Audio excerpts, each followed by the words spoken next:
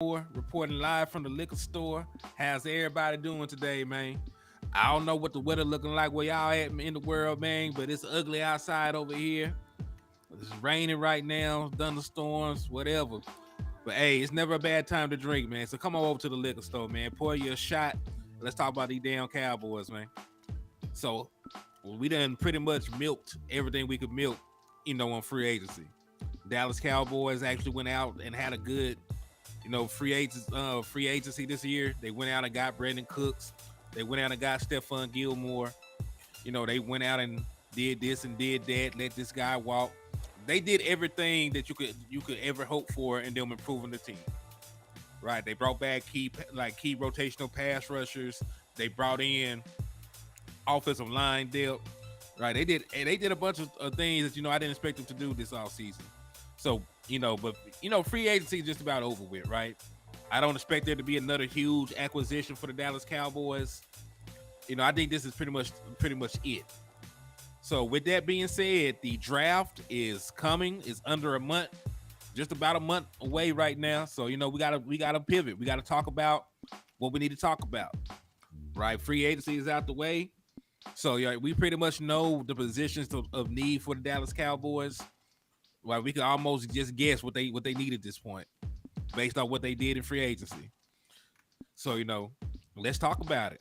Let's talk about who we want in the draft. Let's talk about why the draft in itself is important. Right. This is pretty much just going to be, us pivoting focuses right now. Hey, what's up with you, Regina Green? I see you. Eastside Hero, what's up with you, man? I appreciate you for tapping in with me. So before I get too far ahead of myself, as I usually do, please, everybody on your way into the liquor store, hit the like button, hit the share button, hit the subscribe button. We're trying to grow the channel, trying to get up to 1,000 subscribers. We're at 636 right now. Hey, Miss Daisy Clark, how are you? I appreciate you for tapping in with me. So we are trying to get where we're trying to get. We're getting close. We're over halfway there. But anything that you want to see in for the draft, we're going to the draft next month. You can hit the Cash App. It's at the bottom left hand of the screen. $ Hennythemoor for donations. Anything you seeing will go to that effort. In us trying to get enough for the draft. I already took the days off. I got my transportation. West Coast said he done booked the rooms. We good. Right? We just got to cover all this stuff now. Also, Regina Green, you've been rocking with us long enough. I'm going to go ahead and give you a wrench. So welcome to the wrench game. But yeah, so with all of that said, everything happening, let's jump right into it, man. So we always talk about the draft, right? We talk about acquiring players, this, that, and the third. But for the Dallas Cowboys, it's a little different because everybody knows that the Dallas Cowboys are a good drafting team. But I actually found a metric to put it into proper perspective. Like when there's numbers, right? You can make, hey, Daisy Clark, I appreciate you for the $5 donation. Thank you for the love and support. I appreciate you. So when you actually have metrics to back it, right, it's not even a cliche anymore. It's not even just a popular thing to say no more. Like you can actually go in there. Somebody took the time out of their day to crunch these numbers and come up with these metrics. So let's take a look at it. Right, the Dallas Cowboys are one of the best teams in drafting, and that goes back to almost over a decade. So I'm going to share my screen with you. If y'all can see what I see, this is a list of the teams. I'm going to go to the top. This is a list of the teams who have drafted the best since 2012. All right, so this is pretty much in a 10-year sample size. This actually does exclude the 2023 and it actually excludes the 2022 drafts, but this is pretty much a 10-year, picture. You scroll down to fourth, the Dallas Cowboys are the fourth best team in terms of career approximate value over expected. right? Basically, that means the guys that they drafted, like they have like the fourth best overall number in like guys drafted at certain positions and outplaying their draft position, right? Now we have a couple of years where we had guys with negative, right? We had guys with negative, values. But when you look at these other guys that we hit on, like Zach Martin is, 68.3 over his expected value. Dak Prescott is 89.6 over his expected value. Michael Gallup, even though I've been down on him, right? Trayvon Diggs, you got him in the second round, even though he had a first round grade. Michael Parsons. So, like the Dallas Cowboys have drafted pretty damn well. And, this is not the end all be all, but, like this, it pretty much sums it up. Like they're getting very good value out of the draft picks that they currently have. Hey, what's up with you, Desmond Ironman? I appreciate you tapping in with me. And yes, Eastside Herald, by default, he is a fan now. Chris Johnson, what's up with you, man? And hey, all love to my boy Eastside, man. He always be coming through, showing love to the channel. So, salute to Eastside, man. But yeah, so you just look at this, man. Like the Dallas Cowboys have really been hitting on draft picks, and they're getting a lot of value out of them. So let me just read this passage from them. Their best draft class, right, since 2012 is obviously the 2016 draft class. Dak Prescott turned into a top 10 quarterback, was a 4th round pick. Ezekiel Elliott turned into an all-pro running back when he was with us, when he was healthy, right? Jalen Smith became a starter. He became a Pro Bowl selection. Malik Collins was a starter. Anthony Brown was a starter on this team for several years until injury. He probably would have still been starting on this team had he not ruptured his Achilles. Just keep it real with you, like how the Joneses usually do player acquisition. Lamont, what's up with you, man? I appreciate you tapping in with me, brother. So yeah, when you just look around at different things like that, man, like the overall value the Dallas Cowboys are getting out of these draft classes. Right, even look at the 2020 draft. Look how well we did there. CeeDee Lamb has already became an all-pro. Trayvon Diggs has already become an all-pro. I'm not very high on Neville Gallimore, right?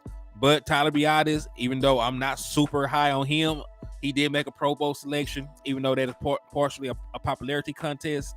But he has been a serviceable starter, right? He's good enough to start in the National Football League, and you got him in the 4th round.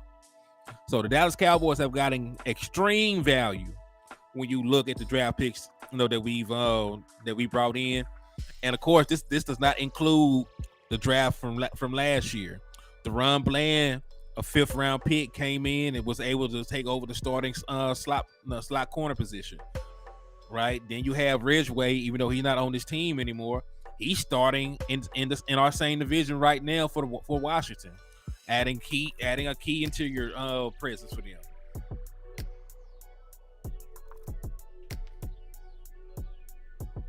So it is what it is, man. It's all good. Dallas Cowboys, they drafting their ass off. Yeah, we lost Schultz and we signed Fowler. Like y'all know I wanted to keep that boy Schultz, man. I'm very high on him. But he's out the building now. That's got to be positive. Hopefully the young guys can take over the slack for him. But yeah, just looking at this, right? So when people say that the Dallas Cowboys are a good drafting team, we finally have, a metric we can use that actually backs that, right? So we know, just based on this, from 2012 until 2021, the Dallas Cowboys are 4th in career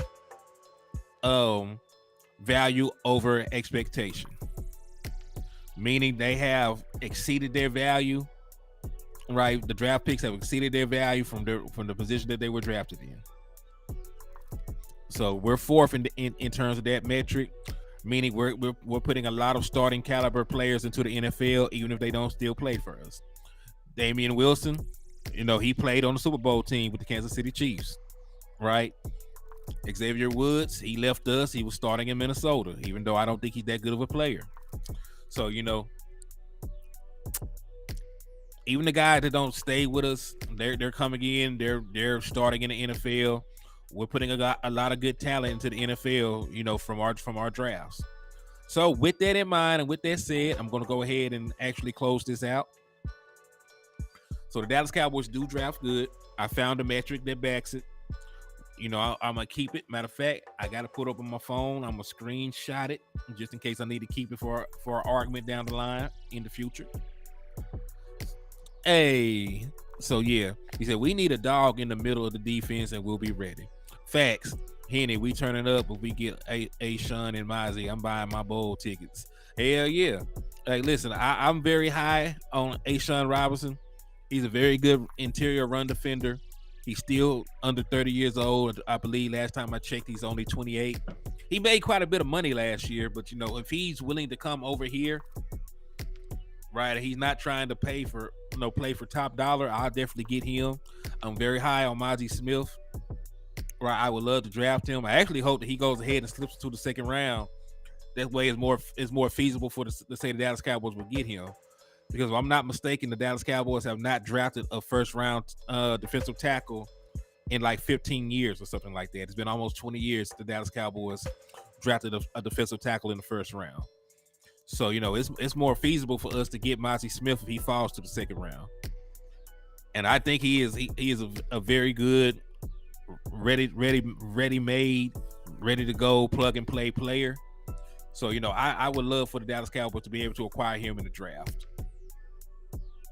I already read that. But yeah. So really, because I already told y'all, me and Landlord are finna do a draft show tomorrow. He's gonna build the show. I'm gonna get the numbers together behind the players that we like, so on and so forth. So this is pretty much gonna be a teaser to that, man. This is gonna be a teaser. This is going to be a teaser to that. I'm gonna talk about the guys that I like. Not necessarily, guys that are going to go at number 26. Marcus Spears was first round defensive tackle. Yeah, it's been a long time, bro. It's been a long time, man. But with that said, BPA in the trenches first two rounds. I can live with that, man. Like we done enough to where BPA is logical. We don't have any glaring holes for this season. Right, so BPA every round, it makes perfect sense. But I'm gonna actually go ahead and just give y'all a couple of guys that I'm high on. And listen, none of these guys I'm finna name are worthy of pick number 26. I'm actually, because when you look at the meat and potatoes of roster building, it's the guys that you hit on in the later rounds. That leads you to have successful drafts. Right, look at the makeup of the team right now. Your starting running back in Tony Pollard was a former fourth round pick. Dak Prescott, your starting quarterback, he's a fourth round pick. Tyler Biadasz, your starting center, he was a fourth round pick. Terrence Steele was an undrafted free agent. Right? Yeah, so when you look at like the depth at your team, right? Like at these key positions, it's the ability for teams to consistently hit on these mid and lower round players that allow you to have a good draft, allow you to be able to build your roster. Stick up kid, what's up with you, man? I see you. Now we got a properly rated quarterback. He's top 10 quarterback. Anybody that say he's not top 10 is delusional. So it is what it is. People can say what they want to say. We got numbers to say that Dak Prescott's top 10 quarterback. But yeah, so I'm gonna actually talk about a couple of guys that I really, really like that have late round grades on them that I think can come in and be, can contribute to our team. And this is the first name that I'm going to drop is a running back. He is not Bijan Robinson. He is not Gibbs. He's not none of the other guys. He's going to be a late round pick because he only had 1 year of production, but the year of production that he had, and he had a pretty damn good combine at that. So I'm going to introduce y'all to my boy Eric Gray. I know that I've been talking about him quite a bit, but I am very high on Eric Gray. He played for the Oklahoma Sooners. He's a 5'10", 212-pound running back. Ran a 4.4 at the combine, and he put up very good numbers last year. All right. So let me get it pulled up. Bam. So let's talk about the boy Eric Gray real quick. He is projected to be a later round pick, somewhere in between the 4th and the 5th round. Maybe even later than that, depending. When you look at his career, he's played 4 seasons. This is the only season where he has top level production. However, that is not something that deters me, because I do believe in player development. You are not going to be the same player you were as a freshman, as you are as a sophomore, as you are as a junior, or as you are as a senior. So you have seen the development of this young man. He's gone from a guy who only had 539 yards his freshman season. He improved that to 772 his sophomore season. He was on pace to eclipse that in 2021 before injury. And in 2022, he ended up with 1,366 yards, 11 rushing touchdowns, 6.4 yards per carry on 213 attempts. He also even added in 33 catches for 229 yards. So this is a man who had over 1,500 yards of total production on the season last year while playing for the Oklahoma Sooners. And listen, I know I'm not really big on the combine, but because they are using it, as a metric on how you look at things, I'm going to show you his scouting report. I'm going to show you his combine, just so you can get a feel on why I really like this kid. It's going to be the same metrics, the same numbers that you've seen. It just also has his, his 40 time and stuff in here. So boom, he is from Memphis, Tennessee. At his combine, he ran a 4.44. These are all his workout combine stats. Let me click on that just so you see everything, since we're going to be doing that. All right. He had a 4.39 shuttle. He ran, 4.57 right there.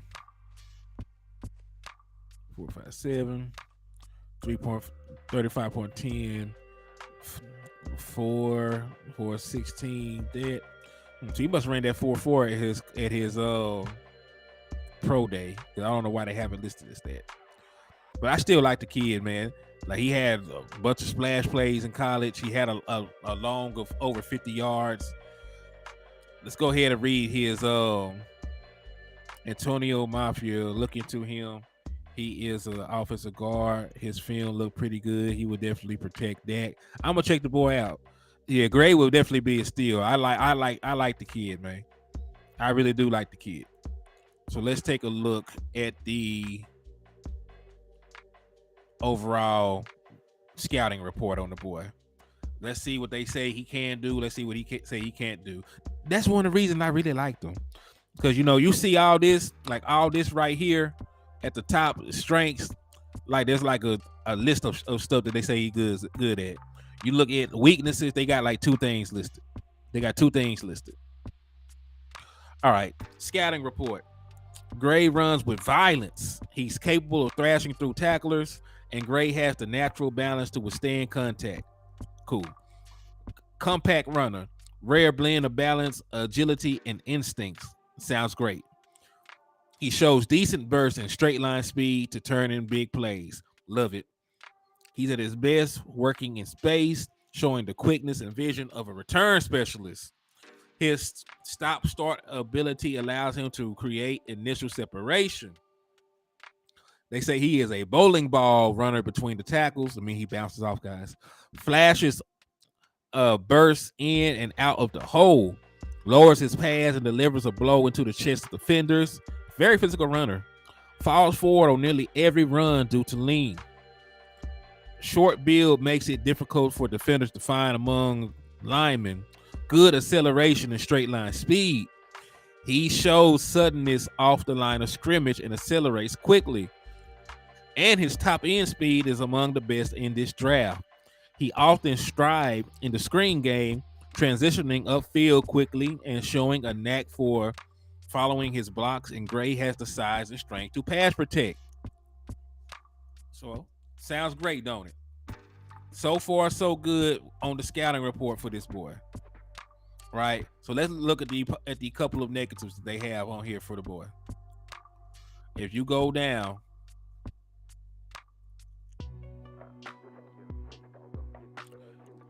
as a receiver, Gray really isn't a guy who will create a lot of separation. He's not a wide receiver. So if he struggles in the passing aspect of the game, limit him to screens. So there are schematical ways around that. So if you don't feel, that he is capable of running a wheel route, just throw him a little screen. Just throw him a screen. He's more of a cut blocker in pass protection as opposed to a guy who will stick his face in against the blitz, although that is a correctable flaw. I was going to say the same thing. Blitz pickup, right? Like listen, it didn't say that he was not a willing blocker. It said that he goes low, basically. Like he is not trying to meet them head on, and that is that is a very teachable thing. So far, right? He got good potential, right? He has athletic ability. He has good game speed. If you were to go out there and take a look, at his ability, right? He has a bunch of big runs. So let's take a look. And they say he is the 13th best running back in this draft. They have Kenny McIntosh slightly ahead of him. And then they have Deuce Vaughn, who daddy is actually a part of our scouting department, as the next best running back after him. All right, how other services rate Eric Gray? Sport News ranked him as a 96. NFL.com ranked him as a 111. CBS a 113. MDDB a 123. Draft Buzz a 139. PFF has him rated higher at a 155. ESPN went crazy. They got him rated ranked as a 192. So they're a lot. ESPN is a lot higher on him than this website. PFF is a lot higher on him than this website. But even this website, is really high on the boy. And he's a former 4-star player.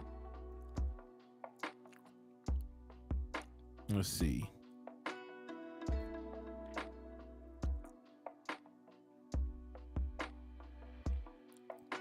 So yeah, I like him.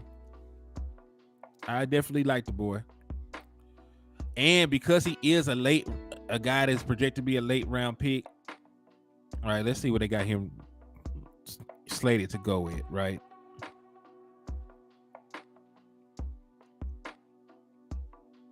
Yeah, see, he is projected to be a 5th round pick. If you look at everything, they have him projected as a 5th round pick. If he is really there in the 5th round pick, as a 5th round pick, then Dallas Cowboys have no choice but to take the boy. Like, he has way too much upside. I know he is not a guy that all these other guys been talking about. I know everybody else been talking about Spears, and they've been talking about the boy from UCLA. But, I really like Eric Gray. I don't know what it is. I don't know if it's a hunch. I don't know if it's like an instinct. I feel really good if we end up with Eric Gray. I feel really good about it. And listen, right, even with the 40 time not being as high as I thought it was, maybe, he ran faster at his pro day. Because a lot of y'all may not know this. Tony Pollard only ran a 4.5 at the combine. But he turned around and ran a 4.3 at his pro day. And, obviously looking at his game speed, he is closer to a 4.3 in game than he is to the 4.5 at the combine.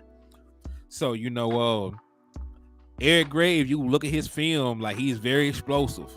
He's a very explosive runner. He's strong. He turns in a bunch of big plays. And then look, he's a guy.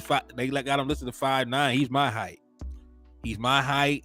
I'm a little chubby now, so I'm little bit heavier than him, but like he's a short, compact, powerful runner, right? And he will fit. He will fit exactly what we want to do. If you don't want Tony Pollard, running between the tackles, and you think Tony Pollard is best suited, trying to get to the edge to use that game-breaking speed, then you have a back like him. Oh yeah, he definitely looks like a 4-4 guy. When you actually watch him play football, bro, like he definitely looked like a guy that they got some speed to him. But listen, he be leaving folks. Sounds more like Zeke's scouting report when he came out of college entering the draft. See, the thing about Zeke is he played at a super big school. He had all these years starting. He went crazy when they won the national championship game. So, they knew for a fact that Ezekiel Elliott could play against NFL level talent.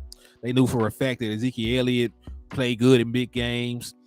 They knew Ezekiel Elliott was a complete back because there were guys being drafted the first round pass rushers. He was catching up in blitz pickup.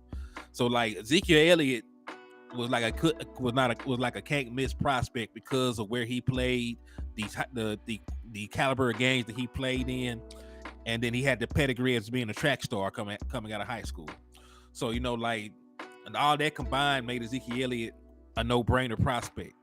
Eric Gray does not have that pedigree because before he went to Oklahoma, he was playing at a smaller school. He only had like one real year of production at a top school in Oklahoma, and he did cash in. But if he had more, I think he would probably be able to go higher. But yeah, like this guy, 4th, 5th, 6th round, I would love him. So that's the first guy I wanted to talk to y'all about. That's my boy Eric Gray. Very, very good running back prospect.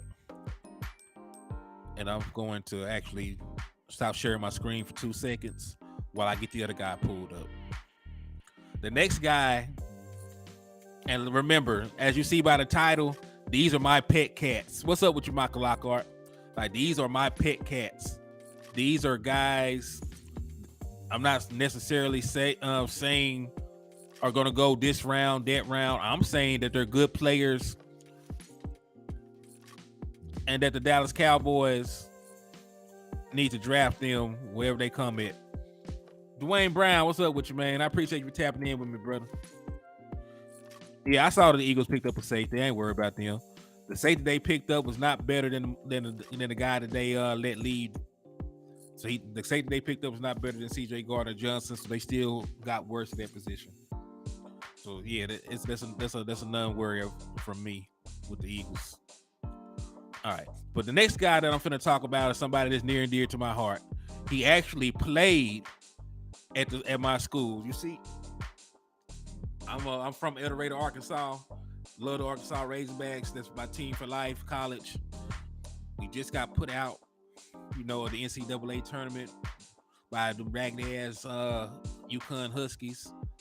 But anyway, the next guy I'm finna talk about is a wide receiver. He turned some heads, man, at the combine.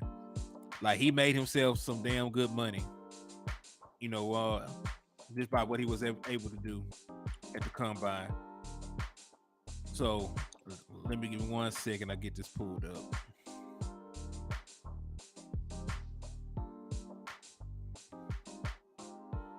So I'm trying to get it pulled up on the same website. I like that website.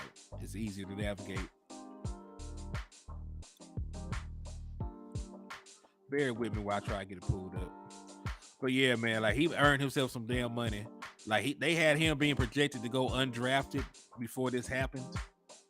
I'm glad that is probably not going to be the case anymore. I'm not saying that he's going to be a top prospect, but he is definitely a guy who earned some money.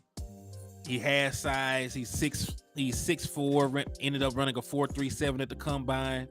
Led my Arkansas Razorback in yards and catches last year. So I'm going to get him pulled up. I'm going to tell you a little bit about him.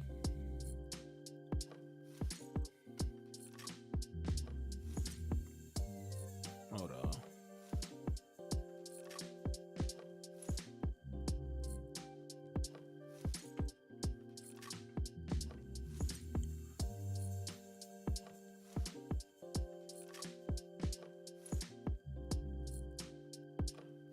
I don't even think they got my boy up on here. It's crazy. He definitely can make me a difference maker out there. Not just put out a beat down. Man, bro, like they beat the brakes off my boys, man. He's no slouch, but he's still, see, the boy they just left was still better. So, you know, it's still gonna be a step down. Hold on, let me see if I can get it pulled up in a different browser, because this thing tripping.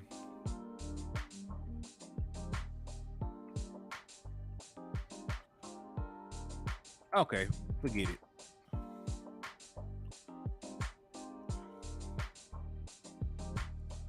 I'm just gonna share the screen right now.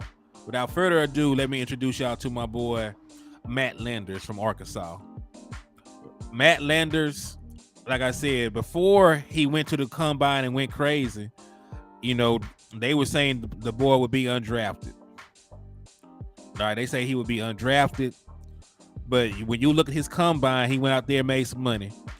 6'4", runs a 4.37, had a 10-yard split of a 1.51, 37-inch vertical jump, 10 by 10 broad jump.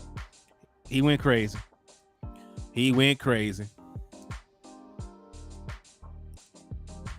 All right.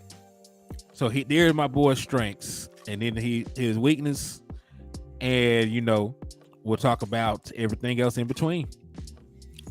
Strengths: long, athletic, strides, create build-up speed, displayed big play ability with long touchdowns, clever footwork and leverage to manipulate defenders, uses offhand to battle boundary bullying on outside release, stacks defenders quickly when he beats them, maintains ball tracking focus through handsy coverage, outstanding height and length to elevate to win the deep ball. So those are his strengths, and with every strength, there's weaknesses. Struggled to win contested catches against Alabama, which is true. Linear press release can lead him to being rerouted. Sloppy slant routes allow coverage to much access. Needs better physicality securing catch space underneath. Drops arise from inconsistent catch technique. Below average lower body strength to run after catch. With that said, he has some things he can improve on. However, when you look at the physical qualities, when you look at the fact that he actually had production, he played in the SEC, had almost 1,000 yards. He ran a 4.37 at almost 6'5". He was a leading receiver in the SEC. Well, he was a leading receiver for a team in the SEC, as I should say. Right, so he is somebody in the later rounds, or if he doesn't get drafted and wants to come in as an undrafted free agent, he is definitely somebody that the Dallas Cowboys should have on their radars in the later rounds. Right, so you know he's a and listen, he's a big play waiting to happen. I watch all the Arkansas Razorback games. Like, I like him a lot.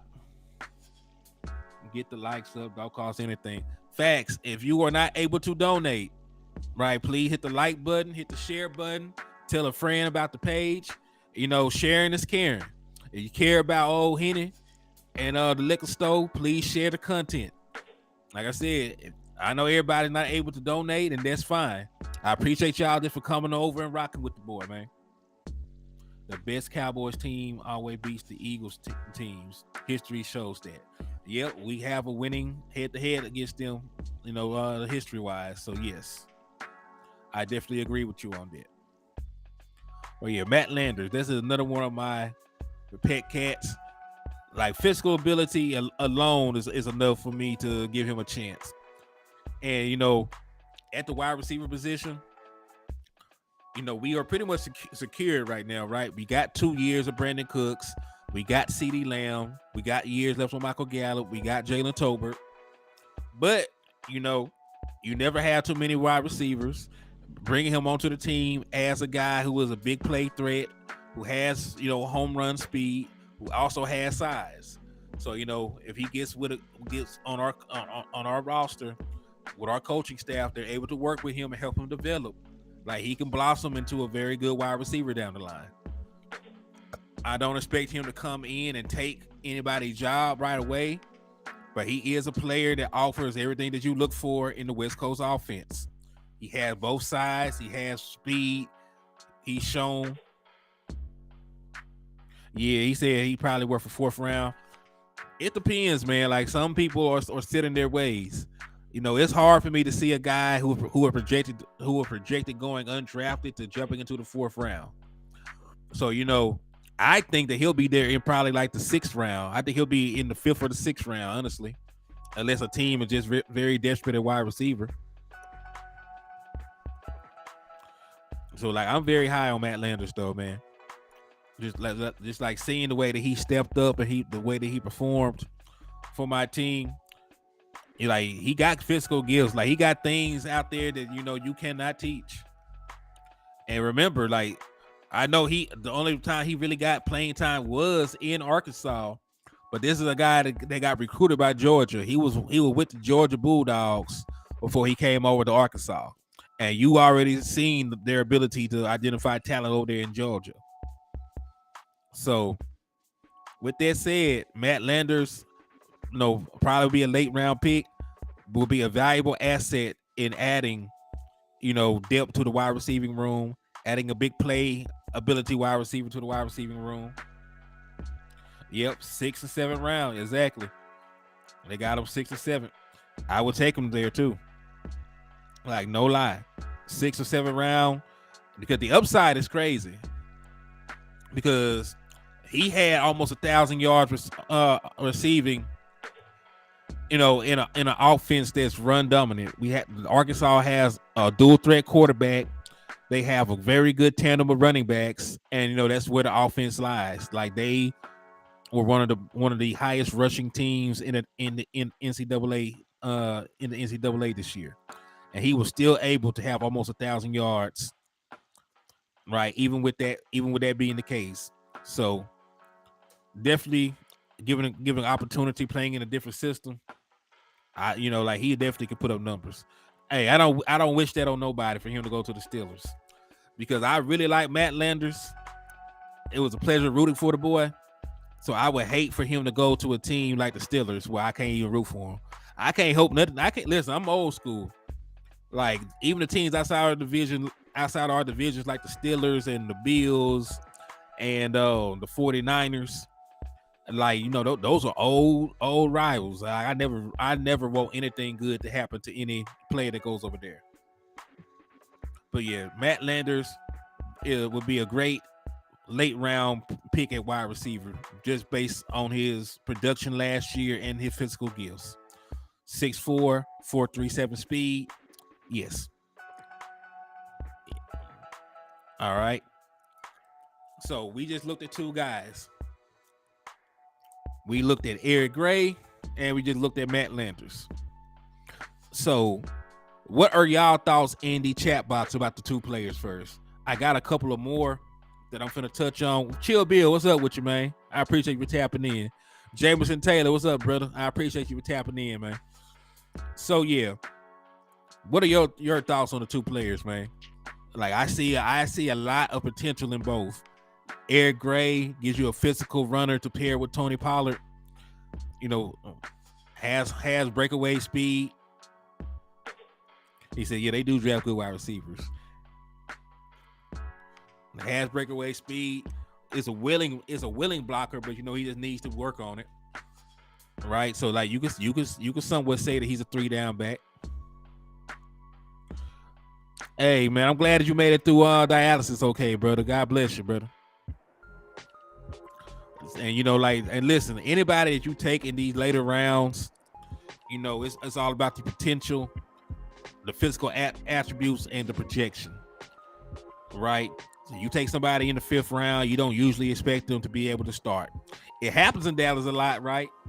We saw with the run Bland, saw with Anthony Brown being drafted as a 6th round pick, having to start almost immediately. So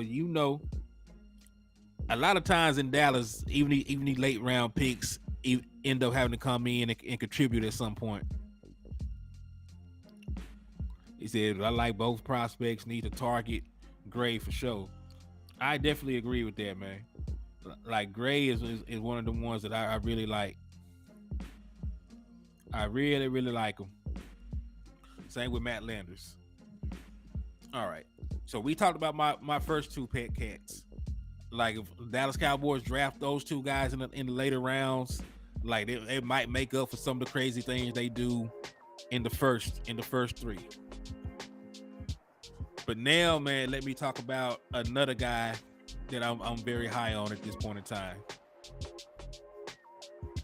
Hold on, let me read some of these comments real quick, and then we'll jump right back into it. On the mountain, Joshua Fisher, what's up with you, man? I appreciate you for tapping in with me, boy. Okay.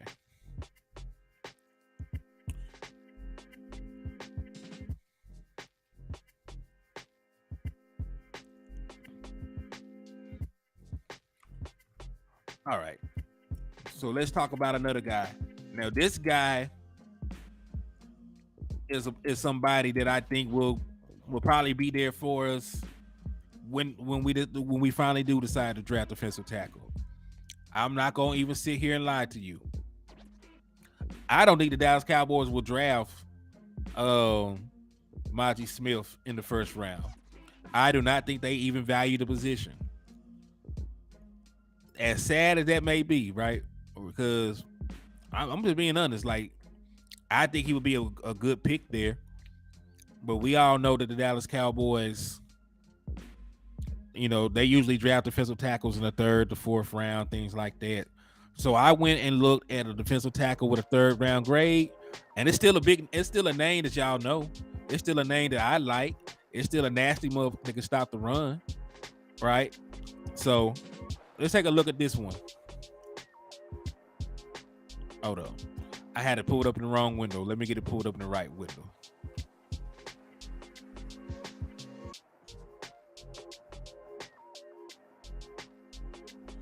All right, cool. So I got him pulled up. Y'all probably already know who the hell this is I'm finna talk about. You may not, you may know, you may not. Siaki Aki. Oh, hold up. Siaki Ika. You know I be butchering folks' name. I can't speak not a lick of Samoan. But it is what it is. But this is a guy that I think the Dallas Cowboys have a better chance of getting outside of Mazi Smith. I think Mazi Smith, there's a possibility of him actually being drafted in the first round. I think there's even a possibility of him being drafted in the second round. Right? But you know, I don't think the Dallas Cowboys will do either. Like you know, they have not drafted a defensive tackle in the first round since in like 2006, in like 15 years. And then the last time they drafted a defensive tackle in the second round, it was Tristan Hill, and that did not pan out for them. So I do not think the Dallas Cowboys will use a first or a second round pick because of that on a defensive tackle. But Siaki Ika has a third round grade. He should be available in the third. When you look at the other guys they brought in, if I'm not mistaken, Neville Gallimore was a third round pick. I think they would use a third round pick on a defensive tackle. He fits the mold of what we want. So let's talk about it. He's a 6'2", 335-pound defensive tackle. So he is a true big nasty. Okay. So let's take a look at his scouting report. Oh. First and foremost, let me give a shout out to him for all these numerous accolades. 2022 All-American third team, 2022 Big 12 first team, 2022 All Big 12 honorable mention, 2022 All Texas second team, 2022 finalist for Polynesian Player of the Year award, 2021 Big 12 Defensive Newcomer of the Year, 2021 All Big 12 second team, 2021 All Texas first team, 2021 All Big 12 first team. Woo! All right. So he has a laundry list of good things that they say about him. So before I read all of this, Bear with me for like 30 seconds as I go out here and get me some water. Because I'm parched.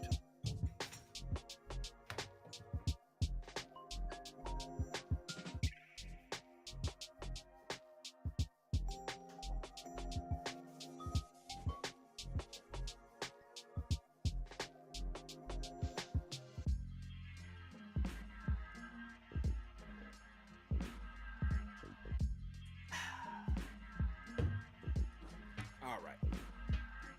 Now that I got that, let's read it. All right. So these are his strengths. He's a classic nose tackle with prototype size, 6'4", 335. Some position versatility as he can play both the 3-tech and the 1-tech. In Dallas, he definitely would play the 1-tech, and they would probably let Osa play the 3-tech. Takes good angles to the ball, and there isn't any wasted movement. Can make the impressive chest-to-chest bear hug tackle in the hole due to his ability to wreak havoc in the backfield. Ika has heavy hands and uses them aggressively. Rocking offensive lineman back, he shows the ability to disengage and out-grapple blockers in a phone booth. Despite a bowling ball build, Ika has good feet and agility, capable of working laterally down the line of scrimmage in pursuit. Has the ability to create a pile in the middle, even showing the ability to split the occasional double team. However, is just as often blown off the ball due to his high pad level. He is a high motor pass rusher. Ika has a compact but wide frame and long arms. Provides some secondary interior pass rush, getting most penetration when playing 3 technique. Surprisingly, quick, agile feet for a man of his huge size. Destroys double teams with regularity. Manages to get his hands up in the air on passing downs, a threat to bat passes down. All right, so these are his scouting report. Misses far too many tackles, and he plays too high. Had a dip in production as a pass rusher in 2022. He did not have a sack. Plays unbalanced. You see him on the ground far too often. He plays too high, enabling blockers to get under his pads and win the leverage battle.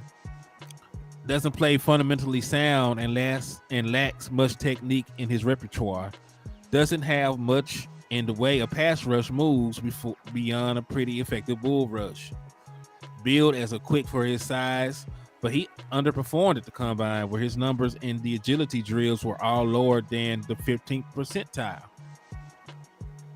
All right, so let's read a summary on this.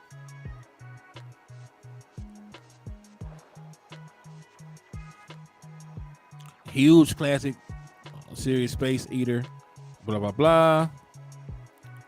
Okay. So he has things he need to work on. He plays too high, does not have good pad level, but, you know, he has the physicality, he has the size, he has the frame. And coming into Dallas, Action Pal, what's up with you, man? I see you, brother. And, you know, coming in, man, into here, he will be working with Dan Quinn. Dan Quinn is a guy who puts a lot of you know, hands on. He gets real hands on with the defensive line. The defensive line is his baby. So, you know, in respects to that, in regards to that, like he would be coming into a scenario, you know, where he would get some good coaching. And the issues that he seemed to have are coaching, right? He needs to get his fundamentals together. He needs to get his pad level lower. You know, he needs to fine tune his technique, learn some more pass rushing moves. But that is something, you know, that your defensive line coach and your defensive coordinator can work with the young players on in the offseason, right? When you come as a 3rd round pick, you're usually just looking for the, you know, you're looking for the size, you're looking for the production. And, you know, he has been that. You see his accolades. You see the size, right? So he has the things you check the box for a third round pick. So, of course, there are going to be some flaws in his game. And since they are all technical, the things that they say that he needs to improve on, you can live with that. You can, draft a guy like him and, just project that with your coaching staff, with the guy, with Dan Quinn, who has done wonders with this defense, you can project that he will improve in those areas that he needs to improve in, and just trust the size and trust the natural run stopping ability. So, and listen, we've identified 3 very good players together so far, right? We identified 3 very good players, and none of them even have a second round grade so far. Siaki is the highest graded guy that we looked at, and he is only a 3rd round pick. Right? You look at Eric Gray, he is only a 5th round pick. Matt Landers, right? Physical specimen. He is only projected to be a 6th or a 7th round pick. So, what I'm pretty much saying is, with the Dallas Cowboys, history, with their penchant for drafting pretty well, you can not get all these hyped up names in the draft, and you can still have a very good draft. When you look at the production, you look at the scouting reports, you look at the college film. We definitely are going to look at the college film tomorrow because Landlord has college all 22. So tap in for that. It's going to be wild. Right? When you look at those things, man, like, you can have a very successful draft. Like, we have hit on way more late round picks than we have not. So, looking at guys like Matt Landers that can go in the 6th, looking at guys like Eric Gray who can go in the 5th, looking at this young man who is a big physical specimen that's probably going to be a 3rd round pick, you can get very good value out of this draft. So I just gave you 3. There are more guys that we're going to look at, but this is pretty much just a teaser show. This is just to show you, how we're going to break it down tomorrow. Of course, tomorrow we will have the show built. We'll have film. We'll have this, that, and the third. So, again, I just wanted to tap in with y'all for a little bit. This is pretty much just the precursor. I'll be back tomorrow to do said show with Landlord. So, everybody on the way out, please drink and drive responsibly. Unless you see an Eagles fan, that you have every right in the world to run them over. So, hey, I love y'all. God bless y'all. And I will see y'all later. Peace.